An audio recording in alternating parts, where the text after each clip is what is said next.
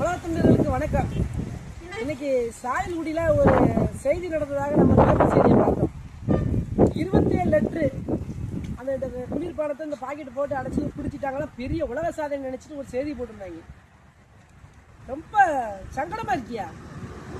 அந்த உணவு பாதுகாப்புத்துறை அதிகாரி ஐயா முத்துச்சாமி அவங்க செஞ்சிருக்காங்க. நீங்க இந்த வேலையெல்லாம் செய்யறிய சரி, இதே சட்டத்துக்கு புறம்பா நடத்தக்கூடிய அந்த பொருட்களையும் விற்பனையும் தடுத்துருக்கணும். அப்போ உங்களை பாராட்டப்படும். இது நீங்க இந்த பாக்கெட்டு நீங்க நிப்பாட்டிருக்கீங்க சரி, இந்த பாக்கெட்டு எதுக்கு? நெகிழி பாக்கெட்டு. இந்த மாதிரி இந்த இதுல தொண்டை எரிச்சல் இருக்கு, அந்த எரிச்சல் இருக்குன்னு சொல்லி கொடுத்துருக்காங்கன்னு சொல்லிட்டு நீங்க கொடுத்துருக்கீங்க. நாங்க என்ன கேட்கிறோம்? குடிசை தொழிலாளிகள் செய்யும் போது முறையாக அவங்களை அழைப்பு கொடுத்து, முறையான விழிப்புணர்வை கொடுத்து, அந்த மிஷினை வாங்குறதுக்கு அவங்களுக்கு லோனை கொடுத்து, இதையெல்லாம் செஞ்சு அவங்க நீங்க இந்த தப்பை செஞ்சாங்கன்னா நீங்க நடவடிக்கை எடுக்க சரியா இருக்கும். ஆனா இது எந்த ஒன்றுமே நீங்க செய்யாம டக்கு நாங்க இதை பிடிச்சிட்டோம். என்னடா பாவம் அப்புறாணி வீட்டுல குடிசை தொழில் வேற எந்த தொழிலும் இல்லாம சென்னை போடுற பெருநகரங்கள்ல இருக்கிற ஐடி பார்க் இருக்கா, பெரிய பெரிய தொழில்நகரம் இருக்கா? எது ஒண்ணு கிடையாது. அப்பாவி மக்களுக்கு தான் அவங்க வீரத்தை காட்டிய அவன் பெரும் வயிறையும் பிள்ளைங்க படிக்க வைக்கிறதுக்கு சின்ன சின்ன 5 ரூபா இந்த பாக்கெட்டு 5 ரூபா கொடுத்து இதை பண்ணிக்கிட்டு இருக்காங்க. இதை போய் நீங்க இது பண்றது எவ்வளவு இது இருக்குது? ஏன் இதுக்காக நாங்கள் ரசனாக்காக நம்ம பேச வரல. ஏன்னா சிறு சிறு தொழிலுக்குள்ளாமே இந்த பாக்கெட் தான் பயன்படுத்த வேண்டிய சூழல் இருக்கு. நீ இதுக்கு மாற்று வழி சொல்லிட்டு நீ செய்ய, மாற்று வழி சொல்லிட்டு செய்ய. நாங்கள் ஒன்று வேணாம் சொல்லலாம்.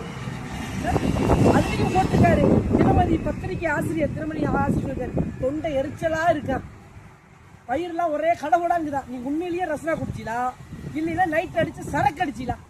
இதான் நம்ம அவர்கிட்ட கேட்கலாம். ரெண்டு வேறது செஞ்சிச்சிலா? காலங்காலமா 5 ரூபாய்க்கு பாக்கெட் ரசனா கிடைக்கும், 2 ரூபா கிடைச்சி பார்த்தீங்கன்னா இப்போ 5 ரூபா வாங்கி குடிச்சு டக்குன்னு போய்கிட்டு எந்த பிரச்சனையும் கிடையாது. புதுசா ஒரு பிரச்சனையை உருவாக்குறாங்க. இந்த மாதிரி இருக்கு. அப்பாவி குடிசை தொழிலாளிகளை வஞ்சிக்கிறது கண்டிக்க கூடியது. பல்வேறு நாட்டுகள்ல தடை செய்யப்பட்ட குளிர்பானங்கள் எத்தனை விற்குது இந்த நாட்டுல? அதையெல்லாம் தடை செய்ய உங்களுக்கு வலிக்கல, உங்களுக்கு பிடிக்கல? எவ்வளவு பண்றாங்க, அதையே தடுக்க மாட்டேங்கியா? இதை மட்டும் தான் கிடைக்க. நீங்க இந்த ஐயா முத்துச்சாமியோட நான் கேட்கிறேன், எத்தனை இடத்துல எத்தனை கடையில ஆன்ஸ் விற்கிறான், தடை செய்யப்பட்ட ஆன்ஸ். அதெல்லாம் உங்க தடுக்க முடியுமா? பள்ளிக்கூடத்துக்கு அருகில மதிப்பான மனமயில் மன்றங்கள் மதுக்கடைகள் இருக்கு, தடுக்க முடியுமா உங்களால? நீங்க அதையெல்லாம் செய்யுங்க. அப்பாவி குளிர்பான வெறும் 5 ரூபாய்க்கு விற்கிற ஒரு குடிசை நாட்டுமே உயர்த்த காமிக்காதீங்க. இது உடனே இந்த வேலையை இந்த இது செய்யாது. முதல்ல விழிப்புணர்வு கொடுங்க.